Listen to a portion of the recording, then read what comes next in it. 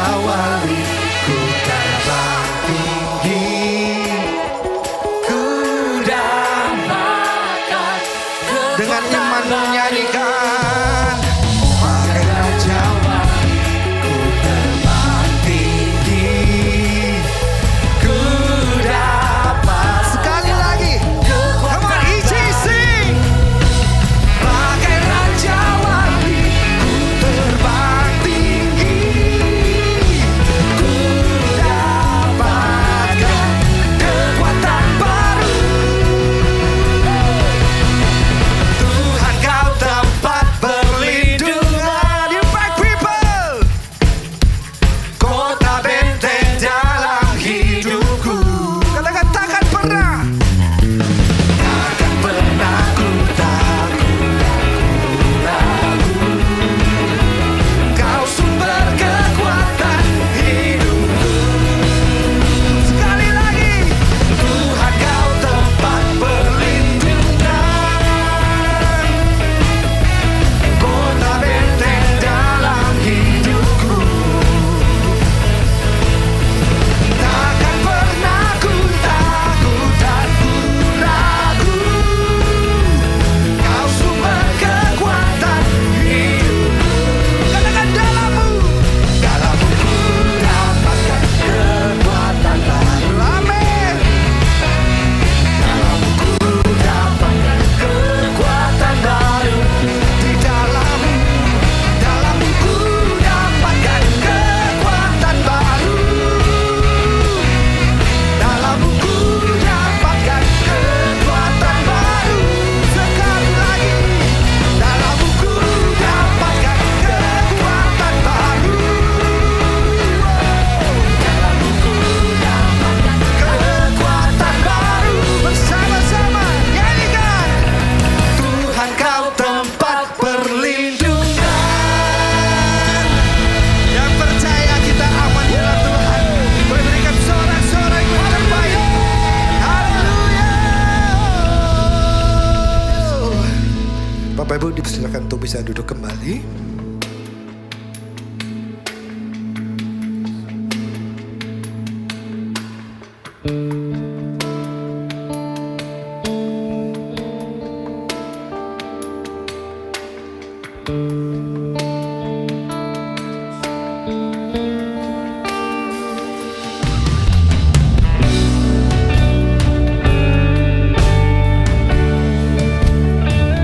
Kau hadir di sini,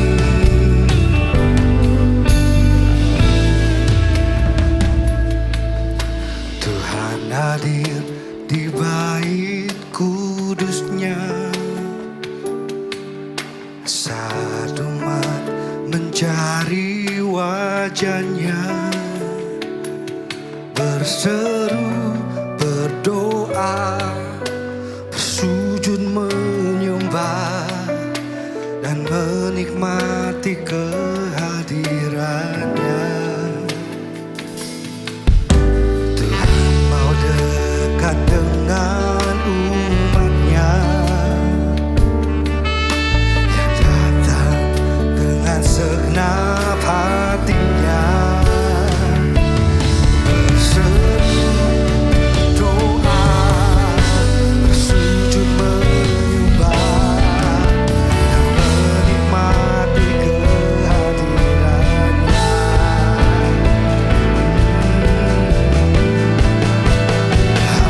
Hadiratmu memenuhiku, hadiratmu, kudusmu penuhi baitmu, dan ku tersungkur menyembahmu. Yang ku nampak hanya kemuliaan-Mu.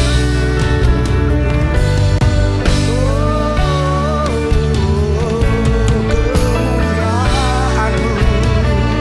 Bersama-sama nyanyikan Tuhan hadir.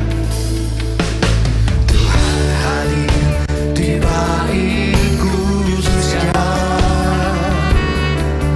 Saat umat mencari wajahnya, berseru,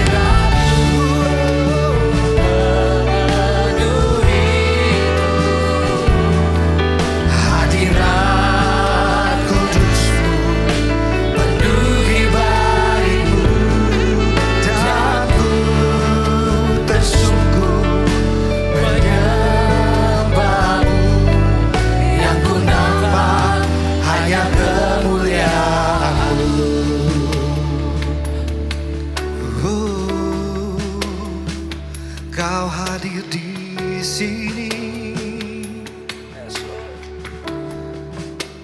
hadiratmu memenuhiku. Nyanyikan hadirat kudusmu penuhi baitmu, dan ku tersungkur menyembahmu. Yang ku nampak, biar jemaat Tuhan saja nyanyikan, katakan hadirat.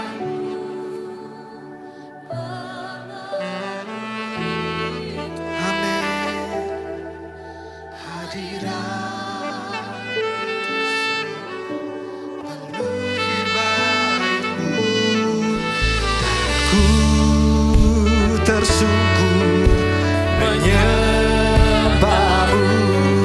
Yang ku nampak hanya kemuliaan-Mu.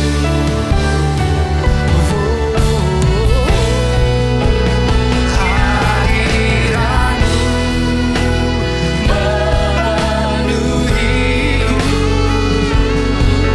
hadirat kudus-Mu penuhi baitmu, dan ku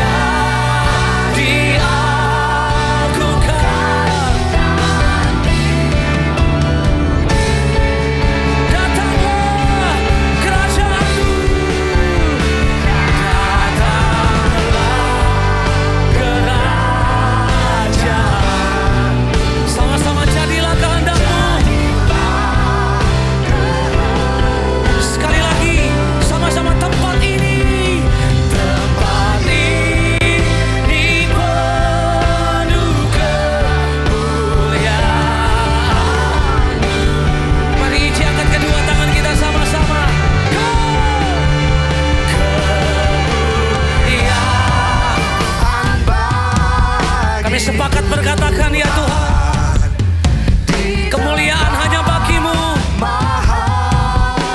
Kami sembah Raja, layak diagungkan. Raja diagungkan dan Ini tangan-tangan yang terangkat. Mari sama-sama deklarasikan, datanglah kerajaanmu. Datanglah kerajaanmu. jadilah kehendakmu Tuhan. Seluruh bumi penuh kemuliaan. Sekali lagi,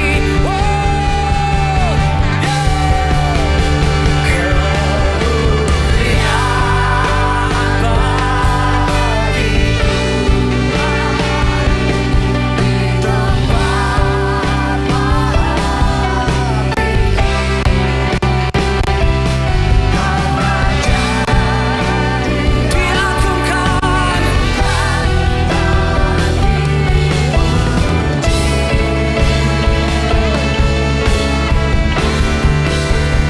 Datanglah kerajaan.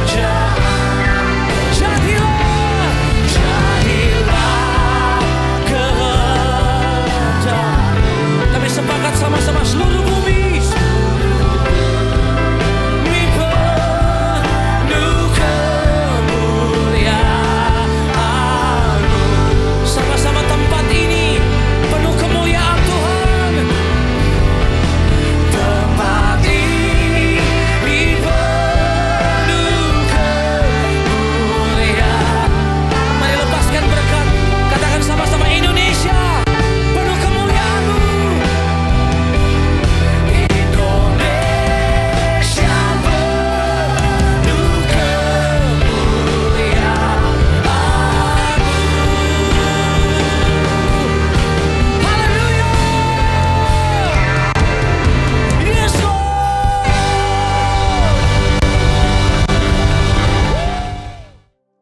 Tuhan tolong dan bantu setiap umat-Mu dalam perjalanan mereka memasuki lembaran baru 365 hari ke depan. Biar mereka boleh mencatat hidup mereka, melukiskan hidup mereka menjadi lukisan yang indah di penghujung daripada tahun 2026. Pegang tangan umat-Mu, pegang pikiran umat-Mu, pegang hati umat-Mu, supaya jangan pernah Engkau melepaskan mereka semua. Tolong dalam setiap pergumulan mereka, karuniakan hikmat demi hikmat, kekuatan demi kekuatan, sukacita demi sukacita, damai demi damai, kemenangan demi kemenangan. Seperti Engkau menyertai kami sepanjang tahun 2025, biar Tuhan yang sama menyertai kami di sepanjang tahun 2026. Bahkan hubungan-hubungan kami yang rusak, Tuhan sanggup pulihkan. Kesehatan kami yang begitu dalam keadaan drastis turun, biar Tuhan terus boleh memulihkan keadaan kesehatan. Ekonomi kami yang dalam keadaan porak-poranda, Tuhan sanggup untuk memulihkan dan memberkati kami kembali. Kami menatap hari esok dengan penuh keyakinan karena Immanuel, Allah yang beserta dengan kami. Berbicara buat kami, lepaskan siap isi hati-Mu pada kami semua. Kami siap mendengarkan demi nama Yesus Kristus. Setiap kita yang siap diberkati firman Tuhan, sama-sama kita katakan amin. Silakan duduk kembali. Baik, kalau kita semua sedang dengan sebuah judul khotbah, saya mau sampaikan dengan tema yaitu gelar mesianik Raja Damai. Nah, mari saya ngajak saudara untuk melihat firman Tuhan dalam Yesaya 9 ayat yang ke-6. Sebab seorang anak telah lahir untuk kita dan seorang putra telah diberikan untuk kita. Lambang pemerintahan ada di atas bahunya dan namanya disebut orang penasihat ajaib, Allah yang perkasa, Bapa yang kekal, Raja Damai. Seorang nabi bernama Yesaya telah melihat 700 tahun sebelum Yesus lahir di planet ini. Dia mengatakan seorang anak telah lahir, bukan akan lahir, telah lahir. Yaitu seorang di mana Tuhan yang ada di semesta alam, pencipta langit bumi, dia telah lahir dalam bentuk manusia, dalam bentuk baby dan bukan dalam bentuk malaikat. Membuktikan saudaraku bahwa Tuhan telah menginkarnasikan dirinya menjadi manusia. Apa itu inkarnasi? Inkarnasi adalah yang tinggi turun ke bawah, karena yang di bawah tidak bisa naik ke atas. Inkarnasi adalah yang ada di atas turun ke bawah untuk membawa yang ada di bawah naik ke atas. Inkarnasi adalah yang layak turun ke bawah untuk membawa yang tidak layak naik ke atas. Dan yang menarik, Yesaya melihat dengan jelas bahwa Tuhan telah lahir dalam bentuk manusia, bukan dalam bentuk pangeran, bukan dalam bentuk malaikat, bukan dalam bentuk dewa, tapi dalam bentuk manusia, menunjukkan bahwa Tuhan mau merasakan penderitaan kita semua. Jadi jangan sempat saudara berkata, Tuhan tidak mengerti perasaan saya, Tuhan tidak mengerti penderitaan saya, Tuhan tidak mengerti pergumulan saya, Tuhan tidak mengerti situasi saya. Tuhan pernah ada di sepatu saudara. Tuhan pernah ada di posisi saudara. Jadi itu sebabnya Tuhan sangat mengerti, Tuhan sangat tahu, Tuhan sangat paham segala situasi saudara. Dan yang menarik, saudaraku, dikatakan bahwa tujuan kelahirannya bukan untuk kepentingan pribadinya. Tujuan kelahirannya bukan untuk menunjukkan kemampuannya. Tujuan kelahirannya untuk kita. Dia lahir untuk kita, dia pikul dosa untuk kita, bahkan dia mati untuk kita, dia bangkit untuk kita, bahkan dia naik ke surga untuk menyediakan tempat bagi kita, bahkan dia akan memerintah bersama-sama dengan kita. Jadi saudara dan saya adalah God's love story. Saudara dan saya adalah yaitu cerita cinta kasih Tuhan. Saudara biji mata Tuhan, saudara permatanya Tuhan, saudara kekasihnya Tuhan, saudara ada rekan baiknya Tuhan. Jadi kalau saudara tahu bahwa saudara biji mata Tuhan, saudara kekasih Tuhan, saudara sebetulnya nggak usah panik kalau saudara berkekurangan, karena kekasihmu akan bertanggung jawab untuk menyediakan segala kebutuhan saudara. Kalau saudara dalam keadaan sakit, saudara nggak usah panik, sebab kekasih saudara akan bantu segera menyembuhkan saudara. Kalau saudara dalam keadaan dijegal, dianiaya, saudara dihalang-halangi, saudara nggak usah panik, sebab kekasih saudara pasti akan berhadapan dengan mereka-mereka yang tidak suka sama saudara. Itu sebabnya kalau saudara mengerti bahwa Tuhan tujuannya lahir, bangkit, bahkan naik ke surga untuk saudara, kita harusnya hidup dengan damai dan tenang. Berikutnya, saudaraku, yang menarik bahwa ternyata dia, yaitu Bapa, memberikan putranya kepada kita secara cuma-cuma. Kata cuma-cuma yaitu dikaruniakan secara gratis. Tidak perlu diusahakan, tidak perlu untuk dicari, tidak perlu untuk bisa dibeli. Bukan karena murahan, tapi karena kita tidak mampu mendapatkannya, maka dia berikan cuma-cuma. Kenapa? Karena dia mengasihi saudara, dia nggak mau saudara mati. Itu sebabnya Bapa mengirim putranya supaya saudara jangan mati, dia yang mati. Supaya saudara jangan binasa, dia yang binasa. Supaya saudara nggak usah mengalami jalan salib, dia yang mengalami jalan salib. Itulah saudaraku cinta Tuhan kepada kita. Itulah sebabnya dia mengaruniakan anaknya. Dan yang menarik, saudaraku, ternyata Bapa mengutus Yesus bukan untuk menyelamatkan kita, tapi Bapa mengutus Yesus yang pertama, saudaraku, memberikan kepada kita menjadi penasihat ajaib. Konsultan 24 jam 7 hari. Apa itu penasihat ajaib? Penasihat ajaib dalam bahasa Ibrani Peleioets, yang artinya penasihat menakjubkan, penasihat supernatural, penasihat melampaui pemahaman. Dan yang kedua, Bapa memberikan Yesus pada kita bukan cuma jadi penasihat aja, tapi menjadi Allah yang perkasa. Allah yang perkasa artinya El Gibor. El artinya Tuhan atau Allah, Gibor artinya perkasa. El Gibor artinya Tuhan yang sangat berkuasa, Tuhan yang paling berkuasa, Tuhan yang memiliki kuasa tanpa batas, Tuhan yang tak terkalahkan. Dan bahkan yang menarik, gelar yang diberikan Bapa kepada Yesus untuk kita, yang ketiga adalah Bapa yang kekal, yaitu Afiat. Afi artinya Bapa atau Ayah, At artinya kekal selamanya, tidak berkesudahan. Jadi Yesus memberikan kepada kita Bapa yang kekal, Bapa yang tidak berkesudahan, Bapa yang awal dan yang akhir. berpikir. Kalau bapakmu, mamamu bisa meninggal dunia, bapakmu di sorga yaitu Yesus Kristus tidak akan pernah meninggalkan saudara. Kalau temanmu, kekasihmu bisa berkhianat, tapi bapakmu di surga tidak akan pernah berkhianat. Dan saya beritahu, kalau bapakmu atau orang tuamu, kakek nenekmu bisa meninggal dunia, tapi bapakmu di surga akan bukan cuma memelihara saudara, tapi anak, cucu, dan buyut saudara. Karena dia adalah Bapa yang kekal. Dan yang menarik, yang keempat, gelar Yesus yang diberikan kepada kita, yaitu menjadi Raja Damai. Raja Damai dalam bahasa Ibrani yaitu Sar Shalom. Sar artinya prince atau pangeran, atau raja atau penguasa atau pemimpin. Sedangkan Shalom artinya damai, kesejahteraan, harmoni, wholeness atau kelengkapan dan kesempurnaan. Berarti Yesus sebagai Sar Shalom artinya Raja Damai, penguasa kesejahteraan, Raja keharmonisan, Raja yang sempurna. Yang menarik, dia adalah penguasa damai. Kalau saudara menemukan Raja Thailand, berarti dia penguasa Thailand. Kalau saudara menemukan Raja Persia, dia penguasa Persia.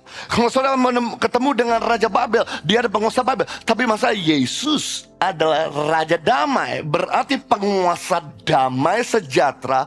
Tidak kita dapatkan dari harta, sebab waktu Anda mendapatkan harta untuk bisa mendapatkan damai, terbukti begitu hartamu hilang, damaimu hilang.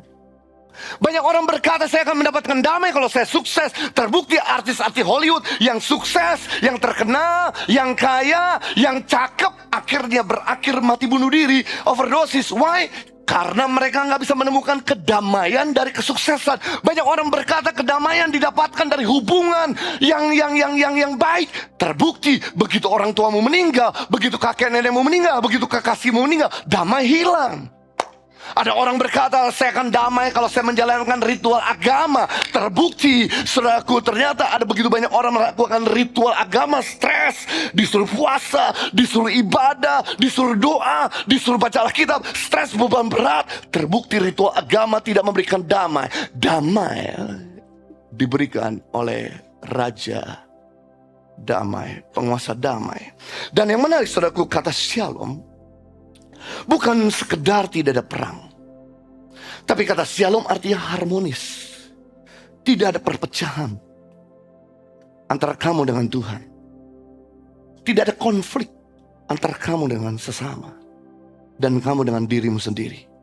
Kata Shalom artinya kesejahteraan secara fisik, mental, dan spiritual. Artinya kesejahteraan itu artinya damai yang berkelimpahan di pikiran kita, di mental kita. Kata Shalom artinya diberkati dalam segala aspek kehidupan. Saya beritahu, waktu saudara punya kekayaan, belum tentu punya damai. Terbukti banyak orang punya uang, hidupnya gak bisa tenang. Waktu dia miskin, dia masih bisa tenang. Terbukti, kita bisa melihat supir-supir saudaraku dalam keadaan panas, dia bisa tidur di mobil tanpa AC. Terbukti tukang-tukang bangunan saudaraku bisa tidur dalam keadaan nyamuk banyak. Tapi anehnya, begitu banyak kita waktu kita sederhana, gak punya banyak uang, kita gampang tidur. Tapi begitu kita berkelimpahan dengan harta, kita susah tidur. Ternyata, kenapa? Karena sudah takut kehilangan harta. Kedamaian tidak didapatkan dari harta. Kedamaian didapatkan waktu saudara menemukan Kristus. Dan berikutnya, Shalom di sini artinya tetap tenang di tengah badai. Kekuatan melawan kekacau balauan.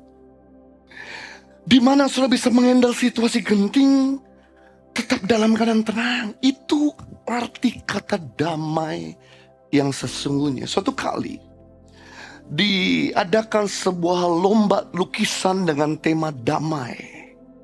Banyak pelukis-pelukis melukiskan tentang damai, yaitu gunung dengan awan yang cerah tanpa hujan, dengan sawah yang terbentang warna hijau, lalu kemudian dengan keadaan yang tidak macet sebuah kota, merupakan sebuah kedamaian. Ternyata suatu juaranya pelukis damai bukan begitu.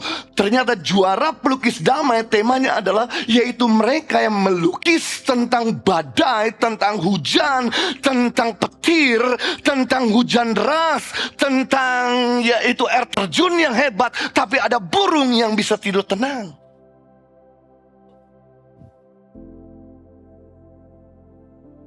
Damai artinya kita bisa menghandle situasi genting agar tetap berjalan dengan kondusif.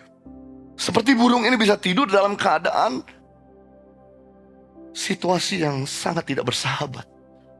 Bukankah Yesus juga telah menunjukkan bukti-bukti bahwa dia Raja Damai, dia tenang sekali, dia secure banget. Yang adalah Tuhan itu tidak terbatas. Dia secure meninggalkan kealahannya, turun satu level menjadi manusia, turun level kedua menjadi hamba. Dan yang menarik saudaraku, kitab Yesaya menubuatkan bahwa Yesus dalam Yesaya pasal 6 ayat 7, bahwa besar kekuasaannya di atas takhta Daud, kerajaannya kekal. Tapi Yesus datang bukan di istana, tapi lahir di kandang domba. Yesus tidur bukan di takhta emas, melainkan di palungan. Yesus menjadi keluarga miskin, bukan keluarga kerajaan atau berdarah biru. Bahkan disambut para gembala dan bukan tentara. Tapi Yesus tetap tenang.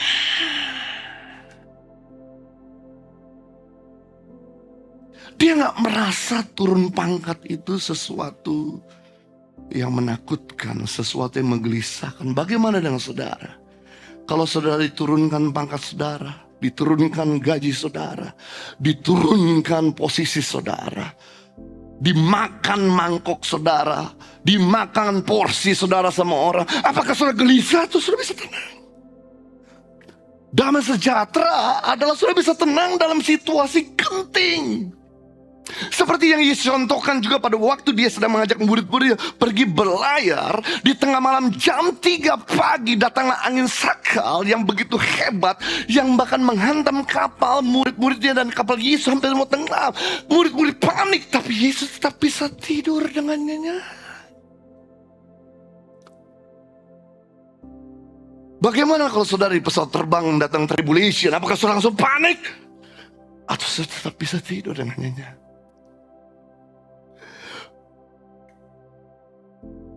Bagaimana seandainya terjadi musibah besar, saudara panik atau saudara tetap bisa tenang tidur? Tuhan mengendaki kamu tuh relax, menikmati hidup, tidak stres, bisa menghirup udara. Saudara bisa melihat kebaikan Tuhan di tengah-tengah situasi yang genting. Tuhan mau kamu enjoy life, jangan stres. Itu sebabnya saudara harus mempercayakan hidupmu bahwa hidupmu gak sendirian. Hidupmu itu ada Raja Damai, hidupmu ada Bapa yang kekal, hidupmu ada Allah yang perkasa, dan hidupmu juga punya penasihat yang ajaib. Kenapa Anda panik? Seperti Yesus memberi teladan juga ketika dia habis berdoa, lalu kemudian dia menemukan bahwa ketiga murid-murid dia disuruh berdoa, melainkan dia tertidur.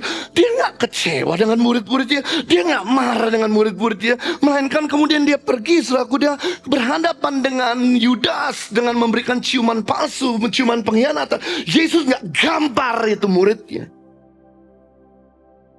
melainkan Yesus dengan tenang berkata, untuk inikah kau lakukan kepada saya? Lalu kemudian tentara Romawi mulai caci maki Yesus. Yesus tetap tenang. Yang gak tenang Petrus. Dia ambil pedang, dia bacok telinga prajurit Romawi itu. Sampai Yesus kemudian kendalikan situasi. Petrus, masukkan pedangmu dalam sarungnya. Barang siapa menggunakan pedang akan binasa oleh pedang. Atau kamu tidak tahu bahwa aku bisa memanggil 72.000 pasukan malaikat untuk membantu aku? Waktu Yesus berhadapan dengan imam besar Kayafas, diadili dengan Herodes, dengan Pilatus, dia tetap rileks. Sekalipun semua orang berkata salibkan dia, dia tenang. Kenapa? Raja Damai. Kalau saudara punya Raja Damai, saudara nggak panik. Bagaimana kalau handphonemu hilang, uangmu hilang, tabunganmu hilang, kartu kreditmu dijebol orang? Bagaimana kalau pacarmu disambut orang? Apakah saudara kebakaran jenggot? Atau saudara bisa tenang? Tuhan mau kamu tenang supaya apa? Sehat. Tuhan mau kamu tenang supaya bisa berpikir jernih. Tuhan mau kamu tenang supaya apa? Kamu bisa kuat menghadapi situasi seburuk apapun. Nah, kita akan belajar bagaimana bisa menemukan damai. Karena kata damai adalah kata yang paling dirindukan semua orang.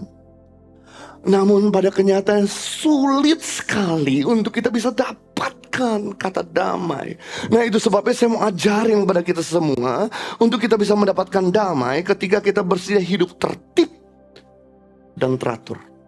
Hal yang pertama untuk kita bisa hidup damai, kita harus belajar tertib dan teratur. Orang Indonesia tuh perlu belajar hidup tertib.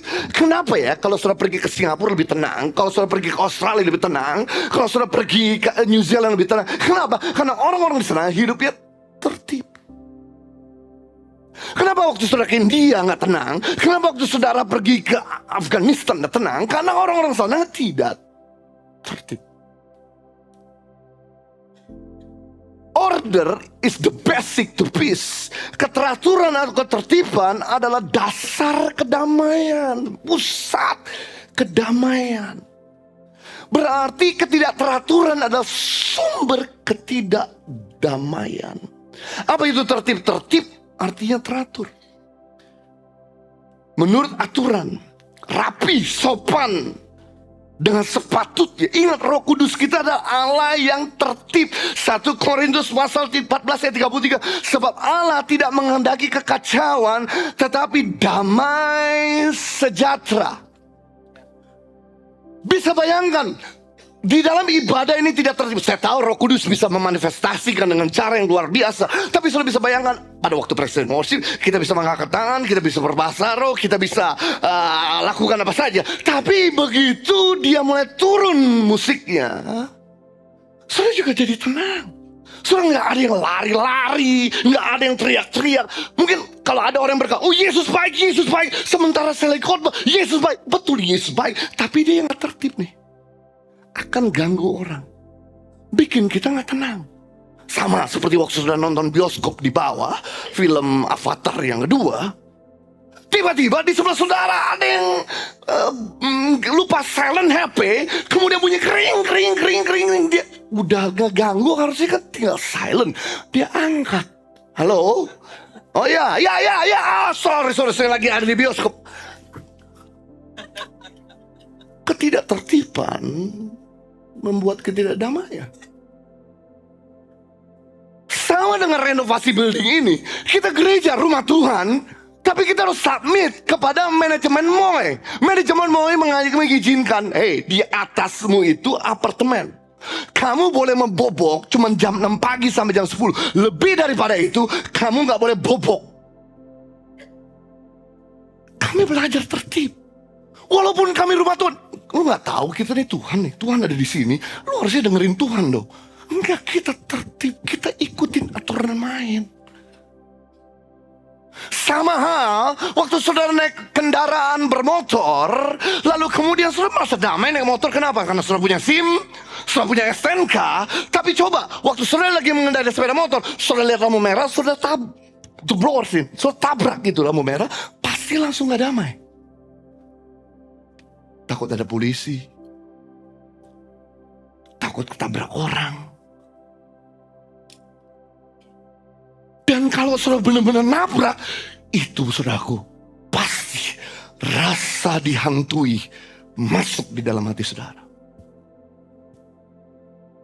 Dan waktu saudara nabrak orang, saudara nggak minta maaf, melainkan makin kabur. Itu rasa saudaraku tidak damai menghantui saudara sampai di rumah, sampai saudara tidur, sampai besok, sampai kamu berani confess. Damai baru turun. Damai terjadi waktu kamu mengikuti aturan main. Sama halnya kalau saudara mau punya kedamaian dalam keuangan, yang saudara perlu lakukan, atur keuanganmu dengan baik. Jangan besar pasak daripada tiang. Saudara mau damai tapi boros, gak ngatur dengan baik. Dunia ini gak selalu ada di atas, guys. Akan datang musim paceklik. Dunia ini berputar, guys. Akan datang musim susah. Kalau kamu nggak punya tabungan, kalau kamu selalu keruk itu uang untuk dirimu sendiri, kamu nggak pernah atur mana yang kembalikan bagian Tuhan, mana yang kamu tabur, mana yang kamu tabung, mana yang kamu nikmati, kamu makan semua itu, maka begitu datang musim krisis, kamu jadi panik. Terbukti waktu tahun 1998, waktu Indonesia krisis, mana yang tenang dan mana yang tidak tenang. Yang tenang, yang pinter ngatur keuangan. Terbukti pada waktu pandemi kemarin 2020, ada orang yang sangat panik, ada orang yang tetap rileks, damai. Yang rileks, yang damai, yang pinter mengelola keuangan. Yang panik, yang tidak punya keuangan yang baik. Jadi damai itu bukan cuma kamu ikut Tuhan. Damai itu waktu kamu tertib. Sama juga dengan hubungan. Saudara sebagai anak, kalau kamu mau damai dengan orang tuamu, ya kamu keluar rumah tepat waktu dan kembali ke rumah tepat waktu. Kamu tahu ada waktu kamu main, ada waktu kamu belajar. Selama kamu ikut aturan tertib, tata tertib, kamu akan damai. Tapi kalau kamu terus main, kalau kamu keluar kelalayapan keluar, pasti jadi gak damai. Kita pengen damai tapi hidup kita gak tertib. Itulah orang Indonesia. Sama hubungan suami istri, kita pengennya punya damai nih, hubungan suami istri mau baik terus sih. Tapi saudara lebih dekat sama lawan jenis daripada sama pasanganmu sendiri. Lebih banyak telepon-telepon, WA, chatting, kongko dengan lawan jenis daripada istrimu atau suamimu. Gimana kamu mau damai? Kamu sendiri langgar order kamu, keteraturan kamu. Jangan salahkan sampai istrimu cemburuan. Jangan salahkan sampai suamimu marah. Kamu kalau pengen damai, ya ikutin dong aturan. Tertib dengan aturan. Sama sekalipun dia adalah seorang olahragawan, kalau dia nggak ikutin aturan main, dia main bola, saudaraku, dia kasar, kartu kuning keluar satu kali. Dia nggak ikutin aturan main kali kedua, kartu kuning kedua keluar. Dia nggak ikutin lagi, kartu kuning ketiga, langsung dia get out dari lapangan. Sekalipun saudara rajin berdoa, sekalipun saudara rajin puasa, sekalipun saudara rajin baca Alkitab, kalau saudara nggak tertib, selesai. Kedamaian didapatkan waktu kita tertib. Yang kedua, bagaimana kita bisa menemukan damai? Yang kedua, ketika perbuatan kita selaras dengan nilai firman Tuhan. Damai datang ketika kita melakukan kebenaran. Tuhan tuh lebih tertarik kita melakukan konten daripada hanya cuma tahu konten. Saya kasih tahu, kalau kamu cuma tahu konten kebenaran tapi tidak melakukan konten, maka ketidakdamaian datang. Sebagai contoh, saya ngajarin tentang memberi, tapi saya sendiri tidak memberi. Itu sudah aku nggak bisa dibohongin, hati kecil. Lu pinter ngomong doang, lu munafik. Saya ngajar tentang kesetiaan, saya sendiri selingkuh. Saya mengajar tentang kesabaran, saya sendiri marah-marah. Saya mengajar tentang kasih, saya sendiri tidak lemah lembut. Bagaimana saya mau mendapatkan damai? Damai didapatkan ketika kita melakukan konten, bukan cuma tahu konten. Terakhir, Yesaya 32 ayat 17. Saya mau ayat ini, kalau boleh berkenan, bukan cuma dicatat di HP saudara, taruh di dinding rumah saudara, di kamar saudara. Saya senang kalau sudah bisa taruh ayat seperti Yohanes 3:16, karena begitu besar kasih Allah. Oke, saya senang. Saya senang waktu sudah bisa naruh ayat Yohanes 14 ayat yang ke-6, Yesuslah jalan kebenaran kehidupan. Oke, saya senang. Tapi saya khususkan ayat ini, tolong taruh di pintu kamar ataupun di dinding kamar saudara, karena kamarmu tiap hari kamu lihat. Ini penting sekali supaya kamu menghindari yang namanya ketidakbenaran. Di mana ada kebenaran, di situ akan tumbuh damai sejahtera. Dan akibat kebenaran ialah ketenangan dan ketenteraman untuk selama-lamanya.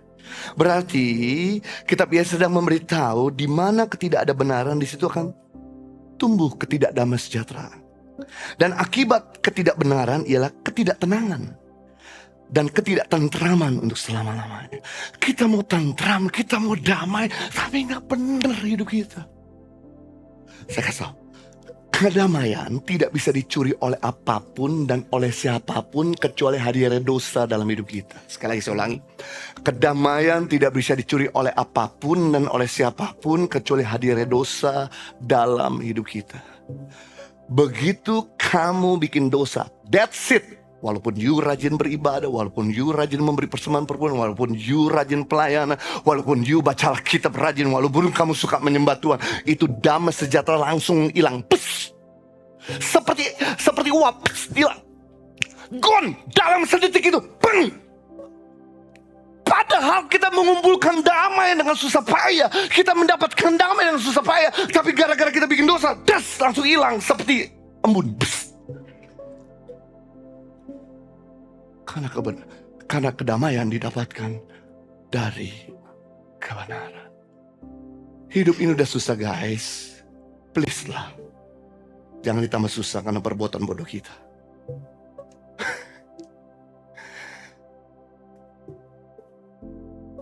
Lakukan yang tertib, lakukan kebenaran. Hidupmu, keluargamu, keuanganmu, kesehatanmu, masa depanmu, Raja Damai akan memerintah. Beri tepuk tangan yang meriah buat Jaiku. Mari kita berdoa. Bapa di surga, terima kasih untuk firman-Mu yang telah hari ini kami dengar. Damai adalah satu kata yang selalu diinginkan bagi setiap manusia. Tetapi pada kenyataannya, damai didapatkan sangat sukar. Banyak orang melakukan fokus yang salah dengan mengejar harta yang berlimpah, dengan mengejar kesuksesan, dengan mengejar mengandalkan manusia, dengan mengejar ritual agama yang ujungnya adalah ketidakdamaian. Tapi hari ini damai kami dapatkan ketika kami hidup dalam Kristus dan Kristus dalam kami, dengan bersedia hidup tertib dan teratur. Tidak bawaannya marah-marah, tidak bawaannya bikin masalah, tidak bawaannya bikin kacau. Tapi kami bisa menyadari tugas kami sebagai seorang suami, menyadari kami sebagai seorang istri, menyadari kami sebagai tugas sebagai orang tua, menyadari kami sebagai tugas sebagai seorang anak, menyadari kami sebagai tugas anak Tuhan. Jika kami mengikuti aturan dimanapun, maka damai akan memerintah.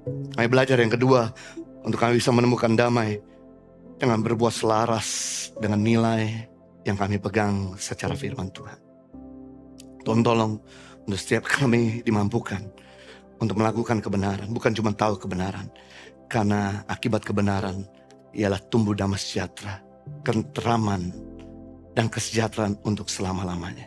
Ya, damai sejahtera melambas segala akal pikiran boleh memerintah di hati setiap kami.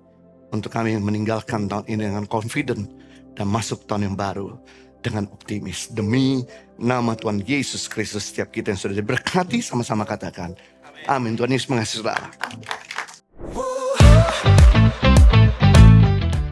Bagi saudara-saudara yang diberkati Impact Community Indonesia dan ingin memberikan persembahan atau donasi, dapat disalurkan ke rekening Bank Gereja Impact Community Indonesia dan Yayasan Tangan Pengharapan, serta QR Code BCA Mobile, GoPay, OVO, Dana, Shopee, dan Link Aja.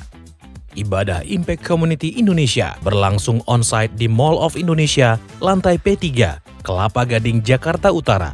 Bagi jemaat yang ingin mengikuti secara online, ibadah live streaming dapat diikuti pada pukul 10 pagi waktu Indonesia Barat di YouTube Impact Community Indonesia. Mari bersama-sama untuk datang dan mengikuti 60 Minute Worship secara onsite setiap Rabu malam pukul 19.30 waktu Indonesia Barat, langsung di Gereja Impact Community Indonesia, Mall of Indonesia lantai P3. Mari bawa keluarga dan ajak orang-orang yang Anda kasihi. Impact Community Indonesia Friday Service ibadah setiap hari Jumat yang ditayangkan secara online pukul 19 waktu Indonesia Barat. Ibadah Saturday Service, ibadah Sabtu Impact Community Indonesia ditayangkan online setiap Sabtu pukul 19 waktu Indonesia Barat di YouTube Impact Community Indonesia. Setiap ibadah online Impact Community Indonesia sudah tersedia subtitle dalam bahasa Indonesia, bahasa Inggris. Anda dapat mengaktifkan dengan klik tombol CC atau closed caption pada layar Anda. Spesial bagi kaum muda, ibadah Impact Youth pukul 17 waktu Indonesia Barat di Mall of Indonesia lantai P3. Bagi jemaat di luar kota Jakarta dapat menyaksikan ibadah youth secara online di YouTube Impact Community Indonesia. Bagi Anda yang ingin tahu lebih banyak tentang firman Tuhan, dapat bergabung dalam Bible Study Impact Community Indonesia melalui virtual setiap 2 minggu sekali pada hari Sabtu pukul 9 pagi waktu Indonesia Barat. Pendaftaran ini gratis dan dapat dilakukan dengan mengisi form registrasi melalui scan QR Code atau dapat menghubungi nomor yang tertera di layar Anda. Saksikan Menabur Cinta untuk Indonesia setiap Sabtu jam 11 waktu Indonesia Barat di YouTube Tangan Pengharapan. Ikuti Daily Devotion setiap hari Senin sampai dengan Jumat jam 6 pagi waktu Indonesia Barat di YouTube Hani Kristianus serta pukul 7 pagi waktu Indonesia Barat di YouTube Yohanes Kristianus. Impact Community Indonesia memiliki sebuah komunitas untuk kita bertumbuh bersama. Bagi Bapak Ibu Saudara yang ingin bergabung di Komsel Impact Community Indonesia, dapat mengisi link form pendaftaran di bawah ini. Bagi Anda yang rindu menjadi jemaat Impact Community Indonesia, dapat mengisi Google Form atau scan QR Code di layar Anda. Saudara dapat mengirimkan permohonan pelayanan doa dan konseling, atau jika Anda memiliki doa yang terjawab, serta kesaksian atas jawaban doa Anda, melalui Google Form, WhatsApp, atau email impactcommunity.id@gmail.com. Bagi Anda yang rindu untuk dibaptis, Anda dapat mendaftarkan diri Anda dengan scan QR Code yang ada di layar kaca, atau menghubungi kami di 0811 9777 745. Tangan Pengharapan memproduksi merchandise Positive by YTP dan batik Tangan Pengharapan untuk menolong pendidikan anak-anak pedalaman Indonesia. Pembelian dapat dilakukan di online store Tangan Pengharapan, di Tokopedia, Shopee, dan WhatsApp merchandise Tangan Pengharapan di 0813 1100 5568. Temukan dan ikuti media sosial kami di YouTube dan Instagram Impact Community Indonesia. Ada yang mau temenan sama dia? Gak ngapain sih udah dua kata untuk dia gak pantas. Ya apa itu setting gue, lu berani? Hah? Satu lagi. Udahlah, gak usah lama-lama dari kita. Ayo nanti. Memangnya kapan kamu peduli sama aku, sama anak kita? Bacot kau! Ada pelukan